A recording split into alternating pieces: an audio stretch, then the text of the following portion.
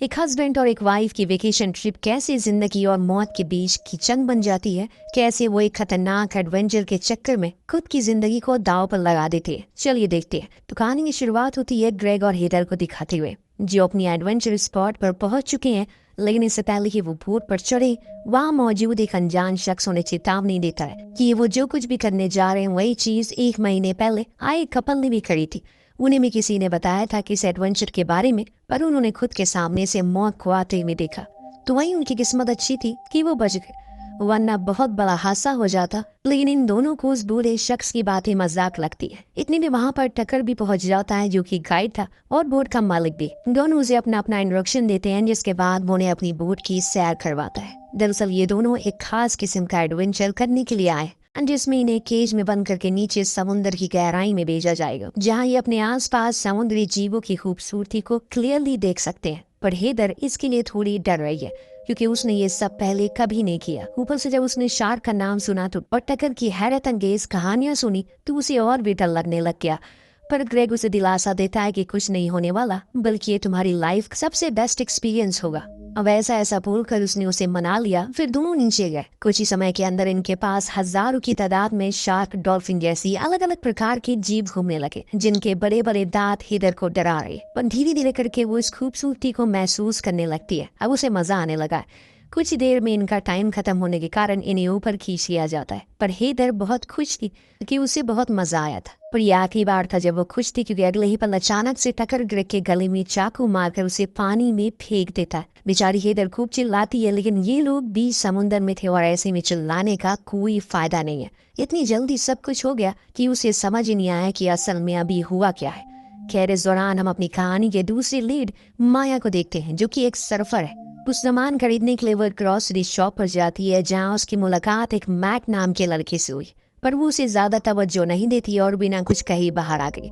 पर वहाँ भी मैट आ गया, क्योंकि वो उसे बहुत पसंद आ गई थी। हालांकि माया उसे इग्नोर करती है, पर मैट को पता था कि उसने अभी अभी ग्रोसरी स्टोर से चोरी करी है। अब उसका कहना था कि अगर वो चाहती है कि ये बात स्टोर ओनर को ना पता चले, तो उसे उसको लिफ्ट देनी होगी। मजबूरन माया को उसकी बात माननी पड़ती है। अब पूरे टाइम वो कार में उसे बातें ही करती रहती है, जिससे परेशान होकर वो उसे चुप करवा देती है। लेकिन जब उसकी डेस्टिनेशन पर पहुंचकर मैट की कार में रखी सर्फर बोट को देखा, तो उसे लगा कि ये भी उसी की तरह सर्फिंग के लिए दीवाना है। तो फिर दोनों में बातचीत होने लगी। फिर पता चला कि इनका म्यूजिक टेस्ट भी सेम है, और बात आगे बढ़ गई। अब रात हुई तो मैट अपने घर गया कुछ खाने को लेने के लिए। जब बाहर आया तो देखा कि वहाँ माया की वैन है ही नहीं। वो तो सर्विंग के लिए निकल चुकी है, वो भी आधी रात को, क्योंकि उसे सुबह का सूरज को समुद्र के बीच से निकलते हुए देखना था। ये उसका सबसे पसंदीदा काम होता है। पर जब वो अपने वैन से अपने कुछ सामानों को बाहर निकाल देती, तभी वहाँ कोई आ जाता है, जो कोई और नहीं बल्कि टकर ही था। जी हाँ, जो उसे देखकर कहता है कि तुम्हारे जैसे लोग इस सर्फिंग को आज भी जिंदा रखे हुए, हिम्मत को सलाम है तुम्हारी। इतने में माया के पास मैट का मैसेज आता है, जो उससे पूछता है कि वो उसे बिना बताए क्यों चली गई। उसने वजह बताई। उसने पूछा कि क्या वो भी ज्वाइन कर सकता है, लेकिन माया उसका रिप्लाई दे पाती उससे पहले वहाँ से फिर से टकर आ जाता है। और इस बारी उसके इरादे अलग थे। उसने सही मौका देखा और माया को बेहोश कर दिया। हालांकि माया ने बहुत कोशिश की वो खुद को आजाद कर सके, पर टकर की पकड़ बहुत ही मजबूत थी। इसके बाद वो उसे एक कॉफिन में बंद करता है, फिर अपनी कार से पोर्ट के लिए निकल जाता है, जहाँ उसकी बोट पहले से खड़ी थी। लेकिन जब वो वहाँ पहुंचा तो एक कुत्ता बार बार भौंकता है, मानो कि उसे एहसास हो गया कि उसने कुछ गलत किया है।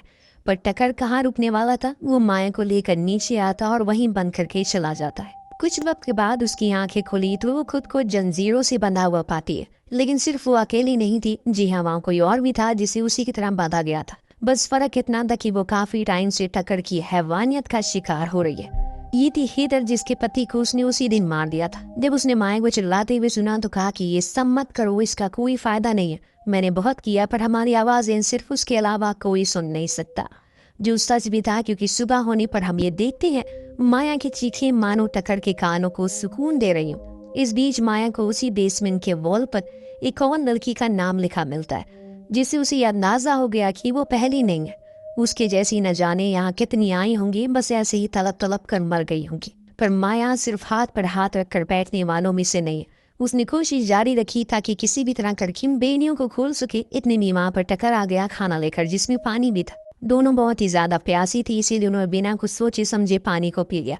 कुछ ही देर के अंतराल के बाद पहले माया को बेहोशी होने लगी, फिर देखते ही देखते दोनों बेहोश हो गई क्योंकि उस पानी में टकर ने कुछ मिलाया था। वहीं दूसरी तरफ मैट को जब माया का कोई मैसेज नहीं आता तो उसकी वैन को वो खोजते खोजते समुद्र किनारे पहुंच गया, जहाँ वो तो कहीं दिखाई नहीं देती, लेकिन हाँ उसकी वैन को टू करके ले जाया जा रहा था, जो देख उसे बहुत ही अजीब लगा क्योंकि ये वैन ही माया का घर थी और वैन यहाँ है तो माया कहाँ हो सकती। इसी परेशानी को लेकर वो पुलिस के पास पहुंचे। उन्होंने उसे माया का पूरा नाम पूछा पर उसे तो उसके बारे में कुछ पता ही नहीं था, तो रिपोर्ट कैसे लिखवाता इसीलिए बिना किसी सॉल्यूशन के वापस आ गया। लेकिन उसके दिमाग में अभी भी कुछ गड़बड़ का अंदेशा लग रहा है और इसीलिए वो खुद ही कोशिश करने का सोचता है, लेकिन वहाँ बोर्ड पर तो अब कुछ खतरनाक होने जा रहा है क्योंकि टकर ने हेदर को क्रेन से बांध दिया, खुद कैमरा लेकर खड़ा है ताकि अब आगे जो कुछ भी हो उसे वो रिकॉर्ड कर सके।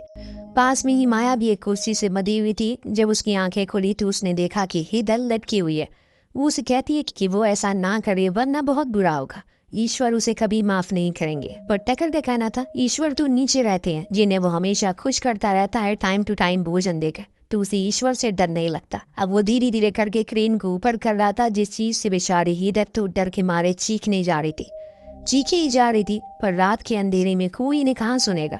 हेदर की बदन अब समुद्र के ठंडे पानी को छूना शुरू करती है, जिसके चलते अब उसकी खुशबू भी पानी में फैल चुकी है और कुछ ही सेकंड बाद वो वहां पर आ गए, जिसका डर सबसे ज्यादा हेदर को सता रहा है। शार्क, जिनके आते ही टकर ने अपने कैमरा को हेदर के चेहरे पर फोकस किया ताकि उसके डर को वो महसूस कर सके, उसे रिकॉर्ड करके खुद के पास सेव रखे। देखते ही देखते उसके शरीर के हिस्से कटने शुरू हो गए। ये सब माया अपनी आंखों से देख रही थी, पर टकर को बहुत ही मजा आ रहा था। कुछ ही समय के अंदर हेदर अपना दम तोड़ देती है, जिसके बाद वो उसे वहीं छोड़ देता है ताकि वो शार्क उसे पूरी तरह से खाकर खत्म कर दे। इधर माया को फिर से बेसमेंट में लाकर उसने बंद कर दिया और खुद मजे से दारू पीकर डांस करने लगी, जैसे कि मानो अभी जो कुछ भी हुआ ये सब उसके लिए कोई खास बात नहीं है। हालांकि ये सच भी है, ये उसके लिए कोई नई बात नहीं है क्योंकि नीचे मौजूद माया को कुछ ऐसा मिला है जिससे ये साबित हो गया। जब वो दीवार पर अपना नाम लिख रही थी तो उसे एक जगह दीवार पर अभी नया नया पेन करा हुआ दिखा। उसे देखकर उसने हाथ से हटाया तो उसके होश उड़ गए। उस पेन के नीचे उन मरी हुई लड़कियों के नाम खुरेदे हुए थे। उनकी बस इतनी सी गलती थी कि वो टकर की नजर में आ गई, जिसके बाद उसने उन्हें अपने पागलपन का शिकार बनाया। अब दूसरे सीन में मैट अभी भी इसी ख्यालों में खोया है कि आखिर वो अचानक कहाँ चले गए। अब तो उसका सर्फिंग में भी मन नहीं लग रहा है। इस बीच उसे एक टूटी हुई सर्फिंग बोट मिली, जिसे देखकर उसे ख्याल आया शायद वो सुबह कहीं समुद्र में खो तो नहीं गई या फिर किसी हादसे का शिकार हो गई होगी।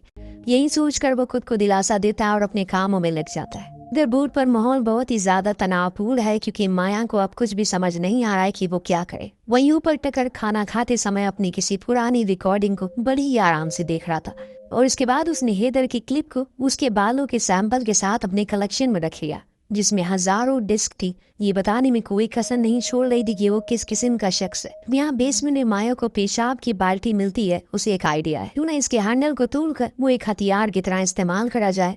खाने के बाद उसने एक बेहोशी इंजेक्शन भरा और फिर खाना लेकर रूम में आया जहाँ माया सो रही थी। इसीलिए वो मौके का फायदा उठाकर उसे इंजेक्ट करने लगता है, पर इससे पहले वो उसे अपने मंसूबों में कामयाब होता, माया उसके गले में वो हथियार घुसा देती है, जिससे वो कुछ ही देर में बेहोश हो गया और इसी का फायदा उठाकर वो उसके पास अपने हथकड़ियों की चाबी लेकर उसे खोल लेती है। वो बाहर तो निकलती है, लेकिन कुछ ही देर के अंदर उसे होश आ जाता है, जिससे होता ये है कि वो उसके पीछे पड़ चुका है और इस बोट को उसे अच्छे से कोई नहीं जानता। एक बारी तो उसने उसे पकड़ लिया था, इंजेक्शन लगा भी देता है, पर माया उसे लात मार कर ऊपर आती और रेडियो से किसी कॉन्टैक्ट करने की कोशिश में लग गई, लेकिन कोई नहीं था जो कि इस मदद के गुहार को सुन सके। लेकिन उसी समय उसे दूरी पर एक क्रूज दिखाई दिया। वो डेक पर जाकर चिल्लाने लगे, लेकिन उन्होंने इतना लाउड म्यूजिक किया था कि उन्हें किसी की कोई आवाज नहीं आती। इस बीच वहाँ टकर भी आ गया, जिसे देख माया ने उसके कैमरा को पानी में फेंक दिया और खुद भी पानी में कूद गई, इस उम्मीद में कि स्विम करके उस क्रूज तक पहुंच जाएगी। लेकिन दोस्तों कुछ ही देर बाद वो इंजेक्शन अपना असर दिखाना शुरू करता है। इसके चलते वो वापस से टकर के चंगुल में फंस जाती है। कई दिन बीत जाने के बाद अब पुलिस फाइनली माया की तलाश शुरू करती है। इस बीच मैट को एक आइडिया आता है, क्यों ना वो बीच की सीसीटीवी फुटेज को निकाले, जिसमें उसे पता चला कि माया की वैन को कोई टू करके ले जा रहा है। अब जूम करने पर पता चला कि ये ट्रक तो टकर का है, क्योंकि उसमें उसकी कंपनी का नाम लिखा है और ये देख फौरन मैट ने उसके बारे में पता लगा है। कॉल भी की, लेकिन कोई रिस्पॉन्स नहीं था, क्योंकि इधर टकर तो बोट पर था, नहीं तो वो दूसरा कैमरा लेने के लिए मार्केट आया हुआ है, जहाँ उसे अपना अगला शिकार भी मिल गया, जो एक टूरिस्ट थी। इधर अब मैट को जब कुछ पता नहीं चलता तो वो सीधा बोट पर ही आ गया, जो किनारे पर खड़ी थी, लेकिन अंदर जाने पर उसे कुछ खास चीज नहीं मिलती। इसीलिए वो उदास मन के साथ वापस जाने लगा, लेकिन तभी उसे किसी की आहट सुनाई दी। कान लगाए तो पता चला नीचे से कोई चिल्ला रहा है मदद के लिए। वो फौरन अंदर घुसा और आवाज का पीछा करते फाइनली उस जगह पर पहुंच गया जहाँ उसके सामने माया लेटी थी। हाथों में हथकड़ी लगी उसकी हालत को देखकर वो पूरी तरह से हैरान था। ये सब कैसे हुआ? लेकिन माया ने उसे सबसे पहले पुलिस को कॉल करने को कहा क्योंकि समय बहुत कम है। इसीलिए वो डेक पर गया और बहुत कॉल करने लगा, लेकिन तभी दोस्तों पीछे से टक्कर आ जाता है और उसे बुरी तरह पीटता है। मैट भी कम नहीं था, उसने भी पूरी कोशिश की और अंत में उस पर हावी रहा, पर उस बेचारे की किस्मत यहाँ पर खराब थी क्योंकि तभी वहाँ डेव आ गया, वही भूला शख्स जिसे हमने कहानी की शुरुआत में देखा था। उसे लगा कि मैट एक चोर है, इसीलिए उस पर वार किया, लेकिन बाद में टक्कर ने उसकी खोपड़ी खोल दी क्योंकि अगर वो जिंदा रहता तो उसका भांडा फूट सकता था। कुछ समय के बाद जब मैट की आंख खुली तो उसे अपने साइड में माया को लेटा हुआ पाया। उसने सबसे पहला यही सवाल था कि आखिर उस रात वो उसे बिना बताए क्यों चली गई। आज वो जाती नहीं तो ये सब कभी नहीं होता। लेकिन माया ने कोई जवाब नहीं दिया, पर उसे पता था कि उसका कोई बुरा अतीत है जो उसे किसी के साथ जुड़ने नहीं दे रहा। यही वजह है कि वो उसके साथ नहीं रहना चाहती। अब दोस्तों नाव रुकी, इसीलिए अब टक्कर फिर से नीचे आता और मैट को वहीं बेहोशी वाला इंजेक्शन देकर ऊपर ले जाता है। जब तक उसे होश आया तो वो क्रेन से लटका हुआ था और उसके साथ भी वही होने वाला है जो कि हेदर के साथ हुआ था। अब माया को पता था कि वो शिकार बनेगा, इसलिए उसने आगाह किया जरा भी हिलना डुलना मत। अब उसने उसकी बात पर गौर किया जिससे उसकी जान तो बच गई, पर टक्कर से काफी गुस्से में आ चुका है। उसकी रिकॉर्डिंग बीच में जो रुक गई थी तो उसने इस बारी उसके पेट में गहरा जख्म कर दिया और फिर लटका दिया। खून की बूंदें फिर से पानी में जाती हैं और शार्क वापस आ जाती हैं, लेकिन माँ कोई और भी पहुंच गया जो समुद्र में नहीं बल्कि आसमान में था। माया को ढूंढने के लिए अब पुलिस चॉपर का यूज कर रही है जो कि अब वहां तक पहुंच चुका है और इसीलिए अब उसे रिकॉर्डिंग रोकनी पड़ती है। मैट उसी जख्मी हालत में बेड पर लेटा हुआ आसपास बस खून ही खून होता है, जो देख माया को समझ आ गया कि अगर उसने कुछ नहीं किया तो उसका खून ही बहता रहेगा और फिर अंत में वो मारा जाएगा। इसीलिए अब उसने अपनी जिंदगी का सबसे दर्दनाक फैसला लिया। या उसने अपने मुंह से अपने अंगूठे को काट कर अलग कर दिया जिससे कि हथकड़ी आसानी से खुल गई, पर इसमें उसकी चीख ही निकल गई, पर हिम्मत नहीं हारी। अब उसे इंतजार था टक्कर का, जिसके आते ही उसने गेट को लॉक करके खुद को बाहर कर दिया। डेक पर जाकर उसने देखा कि पास में आइलैंड पर पार्टी चल रही है तो वहीं स्विम करके जाने लगा, लेकिन तब टक्कर ने भी उसे देख लिया और स्पीड बोट की मदद से उसे पहले किनारे तक पहुंच गया। उसे घसीट कर वापस ले आया और टांग दिया उसी क्रेन पर, क्योंकि अब वो खाना बनेगा इन शार्क का। पर जैसे ही शार्क उसके करीब आई उसने उसे लात मार कर दूर कर दिया, जो देखकर टक्कर को सही नहीं लगा। इसीलिए वो हार्मोन से उसे दर्द देता है, उकसाता है, पर एक गलती के कारण वो हार्मोन माया के हाथ लग जाता है जिससे वो क्रेन के ऊपर चढ़ने लगी और तब टक्कर ने क्रेन के हुक को खोल दिया और वो नीचे गिर गई, यानी कि पानी में। उसके सामने आ गई वही शाह जो उसे कुछ देर घूरती रही, फिर बिना कुछ करे वहां से वापस चली जाती है, जैसे कि मानो उसे पता हो इस शख्स ने उसे उसका कुछ नहीं बिगाड़ा। तकलीफ तो टक्कर ने उसे दी है उस पर हार्मोन मारकर। बोट के पीछे से वो वापस चल गई और दबे पांव टक्कर पर पीछे से वार करके उसे पानी में गिरा दिया, जिसे कुछ ही सेकंड के अंदर वो शार्क उसे अपना निवाला बना लेती है। और ताज्जुब की बात यह है कि ये सब कुछ उस कैमरा में रिकॉर्ड हो रहा था जिसमें औरों की मौत का मंजर वो रिकॉर्ड करता था। तब माया फौरन एक फेयर शूट करती है जिसे एक जहाज देख लेता है। इसके बाद वो मैट के पास गई और उसे कहा कि वो जिंदा है, बस उसे कुछ देर और हिम्मत बांधनी होगी। जो सुन उसने कहा कि मुझे पता था कि तुम ये कर लोगी। माया की आंखों में आंसू है, क्योंकि अगर मैट उसे बचाने के लिए यहाँ नहीं आता तो शायद कहानी का अंत कुछ और होता। पर वो आया, उसने हिम्मत दी, तब जाकर उसने हैवान का खात्मा किया और उन हजारों लड़कियों की आत्मा को मुक्ति दी। इसी के साथ ये कहानी यहीं खत्म होती है। आपको कहानी कैसी लगी हमें कमेंट करके जरूर बताएगा। मिलते हैं अगले वीडियो में। Thank you so much watching. Peace out.